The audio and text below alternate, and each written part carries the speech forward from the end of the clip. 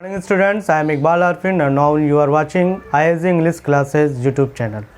Students, जैसा कि हम लोग पिछले वीडियो में वुड का यूज़ पढ़ चुके हैं, मॉडल वर्ब वुड का यूज़, और आज हम लोग वुड से रिलेटेड कुछ स्ट्रक्चर के बारे में जानेंगे। वो स्ट्रक्चर जो आपके बोलचाल के लिए बातचीत में ज़्यादातर ऐसे वाक्य प्रयोग होते हैं, और ये स्ट्रक्चर बहुत ही बेनिफिट होगा आपके लिए। आप इस स्ट्रक्चर के माध्यम से बड़ी आसानी से किसी से बातचीत कर सकते हैं। तो मैं आप सब लोगों से रिक्वेस्ट करता हूं कि जो लोग ये वीडियो को देख रहे हैं फर्स्ट टाइम, प्लीज़ सब्सक्राइब कर लें और वीडियो के अंत तक बने रहें। आइए हम लोग आते हैं टॉपिक पे, वुड का स्पेशल स्ट्रक्चर। स्टूडेंट्स, जैसा कि आप यहाँ पे देख रहे हैं, मैंने बोर्ड पे लिख रखा है subject plus would like to. Would like to का प्रयोग हम लोग फ्यूचर टेंस में वांट की जगह पे प्रयोग करते हैं। जैसे प्रेजेंट में हमने पिछले वीडियो में बताया आपको कि प्रेजेंट में वांट का प्रयोग होता है, पास्ट में वांटेड का प्रयोग होता है ना, और फ्यूचर टेंस में वांट का प्रयोग नहीं होता बल्कि उसकी जगह पे वुड लाइक टू का प्रयोग होता है। तो उसी सेंस में वुड लाइक टू का प्रयोग करेंगे, और वुड लाइक टू के साथ वर्ब वन का प्रयोग कर सकते हैं, बी का प्रयोग कर सकते हैं, हैव का भी प्रयोग कर सकते हैं। जब यहाँ पे इन तीनों में से कोई एक भी प्रयोग कर सकते हैं। वर्ब वन का प्रयोग करेंगे तो एक्शन, कोई काम करने का बोध होगा, है ना। जैसे मैं बोलना चाहूँगा, मैं तुमसे मिलना चाहूँगा, तो इन दोनों वाक्यों में काम करने का बोध हो रहा है। दूसरी तरह से बी जब लगेगा वुड लाइक टू के बाद, तो बी से अर्थ होता है किसी चीज़ के होने या बनने का, है ना। तुम डॉक्टर बनना चाहोगे, है ना, वे लोग ईमानदार बनना चाहेंगे, वह इंजीनियर बनना चाहेगा। तो इस तरह से सेंटेंसेस में बी का प्रयोग होता है। हैव का प्रयोग होता है स्टूडेंट जैसे किसी चीज़ के पास रखने के सेंस में हो, है ना, या फिर हैव के और भी मीनिंग होते हैं, लेना, खाना, उस सेंस में भी। जैसे हम लोग आमतौर पे किसी से पूछते हैं कि आप चाय लेना चाहेंगे, है ना, तो इस तरह से सेंटेंस में भी वुड हैव का प्रयोग, वुड लाइक टू हैव का प्रयोग कर सकते हैं। मैंने एक 3 एग्जाम्पल यहाँ पे दिया है, आप देख सकते हैं, फर्स्ट, सेकंड, थर्ड। फर्स्ट है जो वर्ब वन का प्रयोग subject plus would like to plus verb one plus object के स्ट्रक्चर पर है। He would like to sing a song, तो इसका अर्थ हो गया कि वह गाना गाना चाहेगा, है ना। दूसरा है subject plus would like to plus B plus object. यहाँ पे देखिए दूसरा example, you would like to be a doctor, तुम एक डॉक्टर बनना चाहोगे, है ना। तीसरा है subject plus would like to plus have plus object, they would like to have something, वे लोग कुछ लेना चाहेंगे। तो इस तरह से आप देख रहे हैं स्टूडेंट्स कि वर्ब वन, बी और हैव, इन तीनों का प्रयोग हम वुड लाइक टू के बाद करेंगे, और उस तरह से ये तीनों एग्जाम्पल मैंने देकर आपको एक्सप्लेन किया। अब आइए दूसरे स्ट्रक्चर की ओर आते हैं। दूसरा स्ट्रक्चर ये है कि would you like me to, ये रखना है, और उसके बाद वर्ब वन का प्रयोग, फिर उसके बाद ऑब्जेक्ट। तो इस स्ट्रक्चर पे सेंटेंस किस तरह का प्रयोग होगा, आप एग्जाम्पल देख रहे हैं।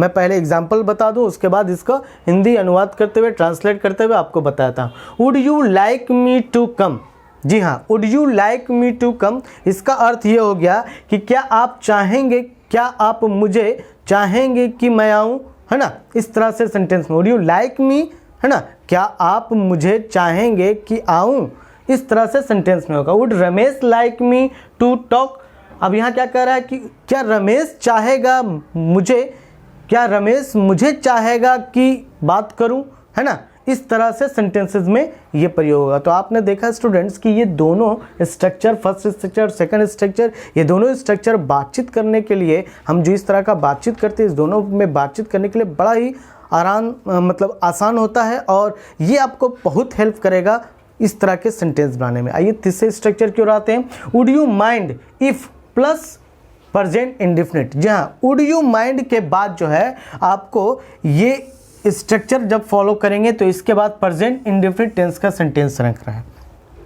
और आपने कंडीशनल सेंटेंस पढ़ा होगा तो उसमें आपको पता ही होगा कि इफ़ के बाद प्रेजेंट इंडेफिनिट टेंस का प्रयोग होता है। तो यहाँ पे उसी तरह से फॉलो किया गया है। Would you mind if I help him, है ना, क्या आपको बुरा लगेगा, क्या आपको बुरा लगेगा यदि मैं उसकी मदद करूं, है ना, यदि मैं उसकी मदद करता हूं, यदि मैं उसकी मदद करना चाहूं, यानी जो भी आप हिंदी वाक्य में अर्थ लगाएं, बस स्ट्रक्चर यही फॉलो होगा। सेकेंड है would Sanjay mind if you come here. अब यहाँ पे क्या कर रहा है कि क्या संजय को बुरा लगेगा यदि तुम यहाँ आओ, है ना, क्या संजय को बुरा लगेगा कि यदि तुम यहाँ आओ? तो इस तरह से सेंटेंसेस में हम वुड का प्रयोग करते हैं। अब आइए, would you mind plus verb for plus object, तो इस स्ट्रक्चर का फॉलो कहाँ करेंगे? तो इस स्ट्रक्चर का फॉलो भी इसी तरह से सेंटेंसेस के अर्थ में होता है, लेकिन यहाँ पे इफ वाला क्लाउज नहीं होगा। तो यहाँ आप देखिए, वुड यू माइंड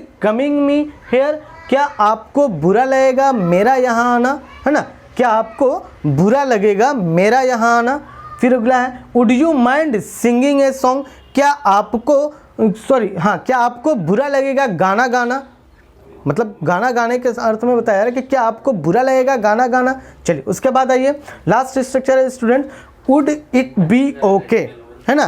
क्या यह ठीक होगा, प्लस इफ, और इफ के बाद फिर प्रेजेंट इंडेफिनिट टेंस का प्रयोग। तो आप देख रहे हैं कि ये स्ट्रक्चर जो है, ये स्ट्रक्चर भी यहाँ इस स्ट्रक्चर की तरह सेम टू सेम है, लेकिन अर्थ में थोड़ा सा चेंज। जैसा कि एग्जाम्पल है, first example, would it B okay if I give you ₹50, क्या यह ठीक होगा यदि मैं आपको 50 रुपया दूँ, है ना? इसका अर्थ हो गया कि क्या यह ठीक होगा यदि मैं आपको 50 रुपया दूँ। उसका दूसरा example, would it be fine, जी हाँ, ओके की जगह फाइन का भी प्रयोग कर सकते हैं, यानी वुड इट बी ओके या वुड इट बी फाइन, इन दोनों में से कोई भी आप रख सकते हैं। तो would it B okay if she teaches you, क्या यह ठीक होगा कि वह तुम्हें पढ़ाए, है ना?